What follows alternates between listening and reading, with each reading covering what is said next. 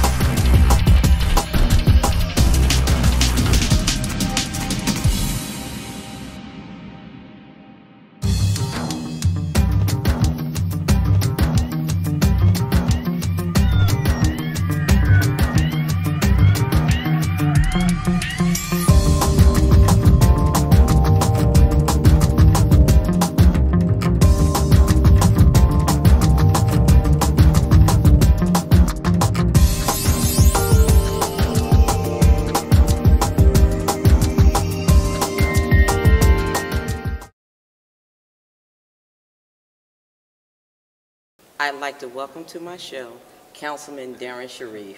Yeah, I'm so excited.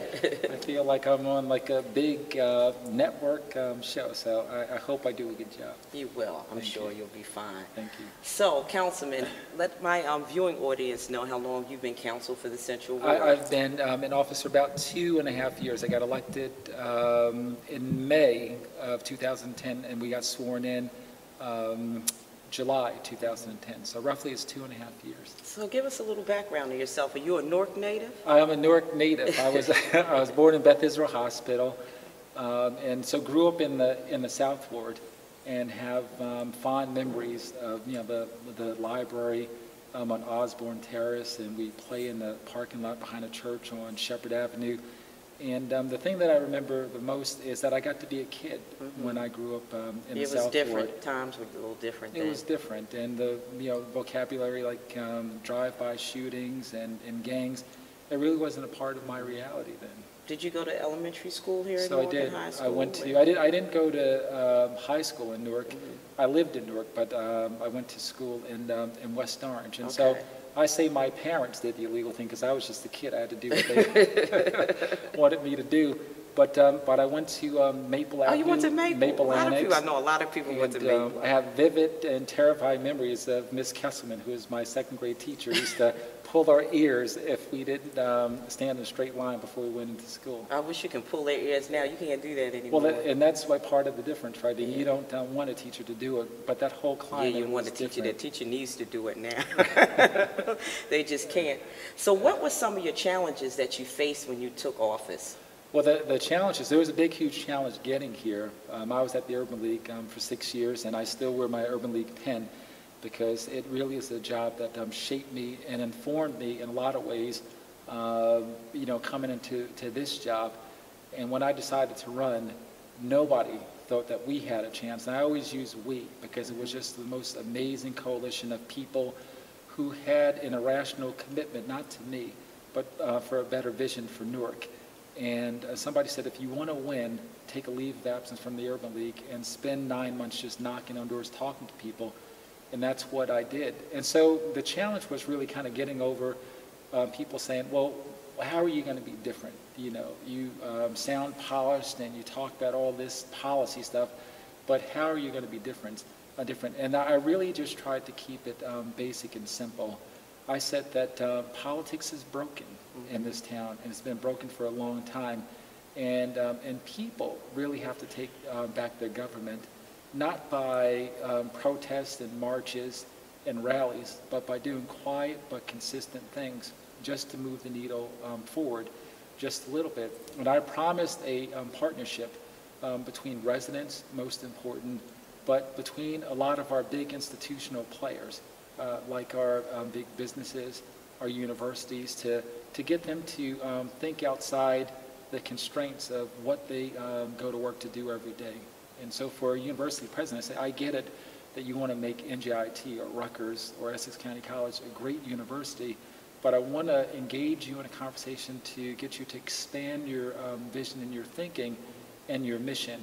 And we've worked very, very hard over 2.5 years to develop those relationships. So now that we're ready to launch things that no single council person has ever done, and they are substantial things that will make a big, big impact on the life of not only Central Ward residents, but residents in the city at large. Now, during the Central Ward, you encompass all the universities are in the Central Ward, aren't they? We have Essex County, they are, Rutgers, yeah, and NJIT. They are. And I joke with my ward colleagues, I said that I know why all of you guys envy me, because the Central Ward is really It's a large ward. It's a large ward. It's not the largest ward, though. Is it the largest ward? It might be the largest ward in terms of land mass, but it's the most diverse ward, and you have the highest concentration of resources.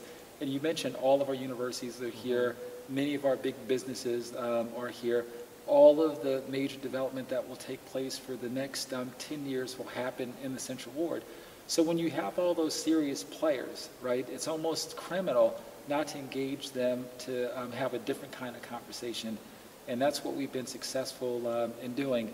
We have a huge initiative that's going to start in the spring, go through the summer, into the second week of the fall, where we're going to identify no fewer than 100 lots. And with 80 students from Kane University, I literally just got back from talking to the great students at Youth Build. And so just imagine 150 students converging on these lots, vacant lots, and in 10 hours transforming them into beautiful pocket parks or community gardens. Oh, really? When is that going to take place? We're probably going to have a press conference. I'd love for you to come in the next 2 to 3 weeks on the site of one of the lots that we did last year.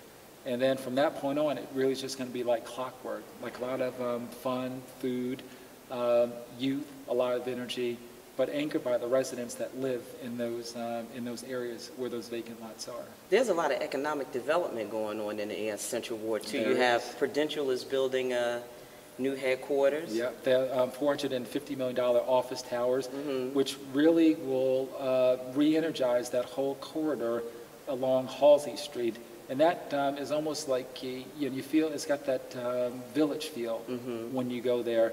But all the employees that move into that office tower, they can go out for lunch or after work to get a bite to eat. Yeah, because it's nice down that end of Halsey Street. It's kind of eclectic down there. Exactly. Yeah. So we're looking forward to it. But then on Springfield Avenue, that big, huge 11-acre site that had been like that for over 20 years, that's called the Springfield Marketplace Project. You have 2 restaurants that are going to go there, 160 units of luxury housing, 20% affordable, a bank, and a big box retailer. I can't say who it's going to be, but for the viewers, it's not going to be Walmart. So, oh, really? Because I was going to ask you that. I know Walmart was coming in, and it was some kind of controversy because I've been watching the city council meeting. Yes. So it's been a lot of controversy going on with the Walmart. So it's not Walmart anymore. It's not going to be Walmart. And the people, I think most people understood my position on Walmart. I am not a supporter of their labor practices and the fact that they don't have unions. But we live in a city where the unemployment rate easily is twice, if not 3 times, the national average. And I've visited no fewer than 500 or more people who are begging for jobs. But now that it's not going to be at Walmart, I think what gets there, people will be happy with. Okay, but it's going to be a retail, so you can whisper it. I won't tell anybody. Oh, okay. Right. Good. And I heard that's a pretty good company, so I know that's our secret. Exactly right. But we'll be back to make the grand announcement. So now I have another question. That S. Klein's building that's down there too, where Prudential is. Are they going to take part of that too, or what are they going to do with that building? Because it's just been there. They're going to take it down. That's a part of their footprint.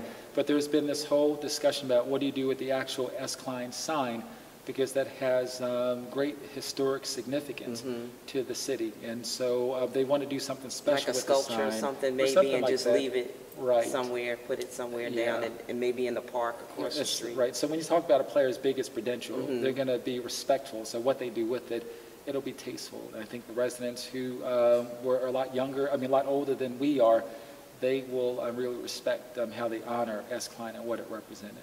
So you mentioned you used to be at the Urban League. What did you do at the Urban League? I did everything.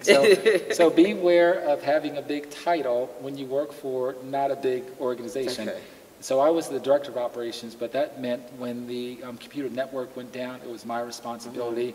I helped to write a lot of the proposals to get funding for the great programs that we have, from teen programs to programs for senior citizens, after-school programs, all of that. But the thing I loved most about the Urban League was I spent a lot of the time in the surrounding neighborhoods, really knocking on doors, engaging residents, and really listening to them about what they wanted in their neighborhood. And this great plan that they developed and finished about a year ago, the Fairmont Heights Neighborhood Plan, I really participated in the beginning, knocking on doors and really listening to residents. But much of what I've learned about building neighborhoods, I really developed that knowledge working at the Urban League.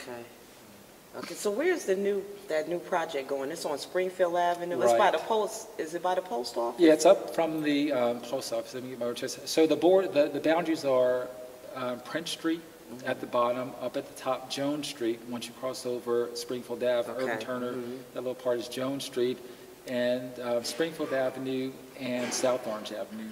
So that big plot of land, that's roughly 11 acres, and that's where it was called the Springfield Marketplace project.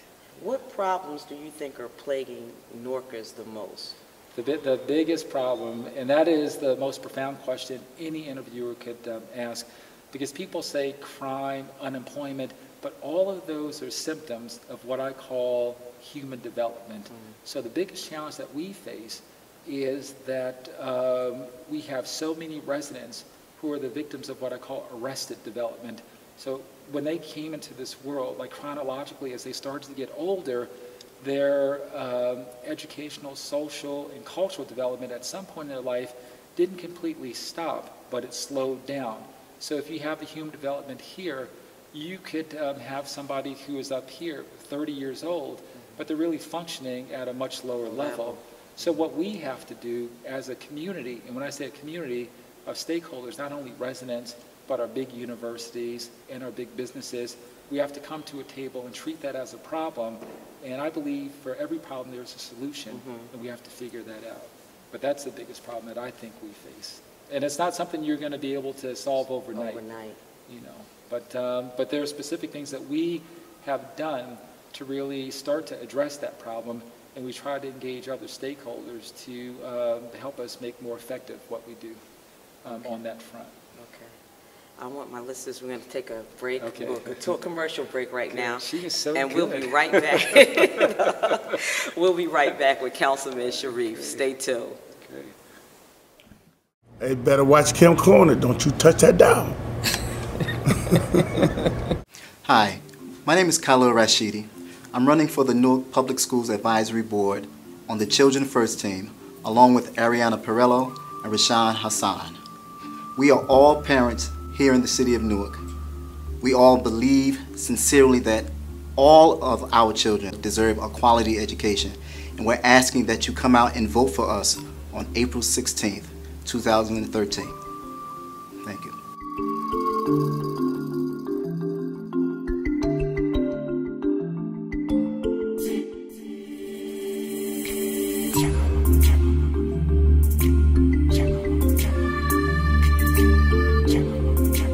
My name is Ariana Perello.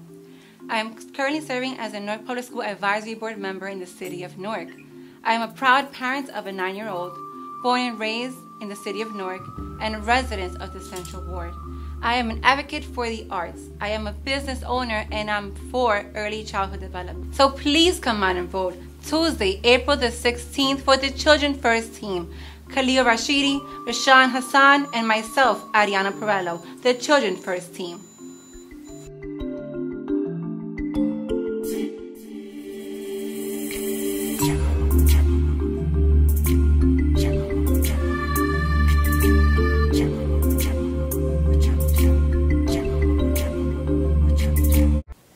Hi, my name is Rashawn Hassan, and I'm your candidate for the Newark Public Schools Advisory Board.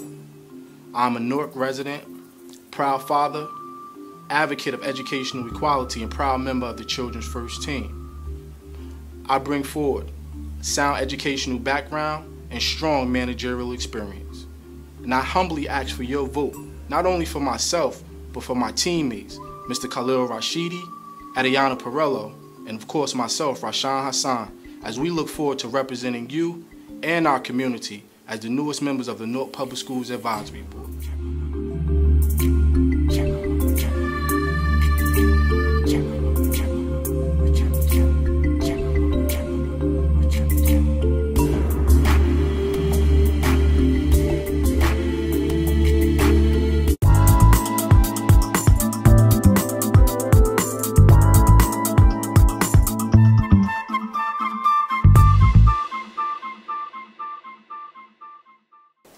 And welcome back, and I'm here with Councilman Darrin Sharif. And it's been a pleasure talking to you today. It's been so great. And what I want to try to do more of, because it's difficult at the council meetings, because my responses mainly are limited to the items on the agenda, but through these open and free flowing conversations, really just try to share more with the viewers my vision for Newark, but then more concretely, what specific things I've done to realize the vision. And so I'd love to and that was my next question. Great. You led me right into my next question. We're a great tag team. Where would you like to see Newark in the next 5 or 10 years? So I want to see Newark, and I know the mayor's talked about this, I want to see Newark the destination place for the nation, but not just because we have a great art center, and that's important for us to have, or because we have a great place like The Rock and restaurants, but because our neighborhoods outside of the central business district are just so special, and what will make them special are these people come together and spending more time outside doing things together, simple but important things to transform the neighborhoods. We don't know each other as residents in Newark. No, we don't have the same neighborhoods like we used to when I was coming up. Everybody knew their neighbors, and you just don't have that anymore. That's been lost. And we don't. And tragically, you have people living in a 3 or 4 family house, and they don't even know each other. Exactly. So if we don't know each other, it is impossible for us to identify and work on the big challenges that we face. And so a lot of the things that we do in this big Adopt the Lot project that I don't know if I talked about, that where we're going to identify 100 lots and convert them into beautiful pocket parks and gardens. The great thing about that project is that everybody can do it, right? It corrects a blight in the neighborhood. Yes, it does, and it beautifies the neighborhood. It beautifies the neighborhood, and we did 3 lots with Kane last year, and all the lots are special, but the one that really warmed my heart and almost brought me to tears was the one we did on South 14th Street between 14th and 15th Avenue. On that street, they have a lot of challenges. The neighbors are great, but they deal with, they have abandoned buildings, they have multiple vacant lots, and this amazing person, God rest her soul, Rika Jenkins, she comes from political royalty. She comes from the Beatty family, Pearl, Alma Beatty. They made great contributions to Newark. But they called her the mayor of South 14th Street. And when I ran in 2010, she literally walked me around and said, "You're going to vote for him." So I won by a whopping 11 votes in a runoff election. So Rika was responsible. She died an untimely death, and we renamed the street in her name. But prior to the ceremony, I said to the residents, "Don't you think Rika would even love it more if we identified this vacant lot and made it into a beautiful garden?" And they said, "Yes, Councilman, great." So a year passed before we did anything, but when we developed a relationship with King University, they had about 60, 70 students that before they beautified the lot, they talked to Rika's family, and they said, what kind of flowers did she like, and all of that. They designed a design for a mural. And on that day, it was the hottest day of last year, 100 degrees. And I refer to these students as the Navy SEALs of lot transformation. In 10 hours, what was a vacant garbage-strewn lot, they converted into a beautiful garden. And if you pass by that now, and especially when it gets nice, they've had birthday parties in that lot and all kind of social events and activities. So now imagine 100 lots in the Central Ward, where they're beautiful, but more important than that, people are coming out of the house, they're coming together, then you can start a conversation with people about other more challenging things to do. But you have to put something on the table. And I think this lot initiative that we have this summer will be the thing that will engage residents in the Central Ward on. I know I watched the city council meeting. I know a lot of people watch the city council meeting. So quickly, what are some of the challenges you faced when you're faced with the city of Newark when they come here to speak and shout and scream and yell and whatever they do? And you never, and there's one senior. First of all, the challenge is really to try to explain things in a way that people will understand and convince people that I don't have like a secret agenda or I'm not a puppet of the mayor, and that it really is a struggle working with this administration on some things that people expect them to do. But when I came on the council, I said to myself, how can people who watch the council meetings and they don't get to see our pre-meetings, how on earth can they understand what we even talk about? So in the beginning, I got a little resistance from some council people. I said, we need to televise all meetings, not just council meetings, but pre and special. And to the great credit, thanks to my council colleagues, they supported me on that initiative. And this is the first time ever. Prior to that resolution, because they didn't do the pre-council meetings. They never did the pre-council. And I run into so many people in the supermarkets and in the city, and they say, thank you, Councilman Sharif, because that simple initiative, now when you have the council meeting and you say agenda item 7R3, and they just give the title, if you watch the meeting, we have discussions on a lot of those things. But I'm not thin-skinned. And people have called me all kinds of names, and residents say, Councilman, how can you be so calm? Yeah, you are calm. Yeah, you do. You keep, and always keep your head. That's their constitutional right. That's the democratic right. All those people that we celebrate and honor today, and whose name I try to honor, that's what they fought for. And so to be able to have a censored or a sanitized meeting, it would be abnormal. So it wouldn't be in the spirit of democracy. And so I'm glad that people come. But I challenge them, we have PhDs in problem definition, but we don't even have high school diplomas in what the solution is. And so you can engage me on what the problem is, but now let's figure out how to address it and figure out a solution for a lot of these things. Next question. Yes. Are you going to run for a councilman again in the next election? It's in 2014, correct? Right. So and I'm not trying to be coy, where I go through the ward, people are just interested in me just continuing to do the job now. And there's a reason why I'm not saying anything political. Between now and 2014, it's going to be a lifetime. There are going to be many changes, many twists and turns. And I signed on to do a job. I said to residents, if you elect me, I will do these specific things. Our State of the Ward address on April the 9th, I'm going to talk about a lot of things that we've done, but I'm going to say I have a lot more work to do. And I think people are just sick of the politics, and you can see stuff now. People saying negative things about each other, and people are getting geared up. Politics in this town has become a blood sport where people will ruin your name and your good reputation, and then the losers, they just lick their wounds and they go into like a 3-year hibernation, and then they come back to settle the score. And so this Adopt a Lot program and some other things that we're working on, they're really going to demand all my full time and attention. And that's good too. And you have the new theater there. Yes. And I saw you at the ribbon cutting ceremony because I was at the ribbon cutting ceremony there.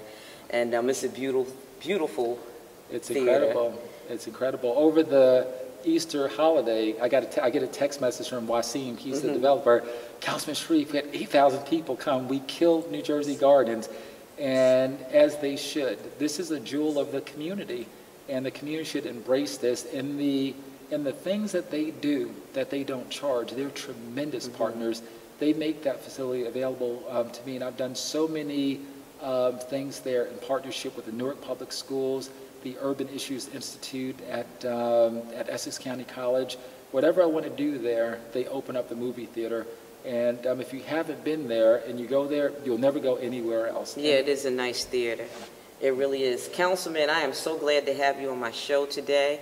I hope this gave my viewers another look, an inside look to you, the man, because I know a lot of times, most of the time, when people see you, it's always here. It's funny. And it's always so much going on at the city council meetings. There is. And so I just want to, I love Newark. You know, I was born in this great city, and it's given me so much, and I owe it. And that's what we need, and we need people from Newark to run Newark. Yeah. And so I'm a big proponent of us running our own affairs. Yes. And so I'm trying to do the best I can. Because we've had a lot of outsiders come in to tell us what to do. Yep. And they really can't. They don't have that same experience. No. And all of our ancestors, we fought for one basic principle, self-determination. And that's an important thing that we should fight to hold on to. Yep. Again, Councilman, it was such a pleasure. No, thank you. You have a lot of things going on in the Central Ward. Thank you. And thanks for allowing me to share some of the things with the viewers. I appreciate it. Thank you. And I'll be talking to you soon. And I will be at your State of the Central Ward address. Right. Thank you. So we'll be there. I'm looking forward to having you there. Thank you so much. No, you're welcome. Thanks. I want to thank you for watching Kim's Corner. I'll see you next time.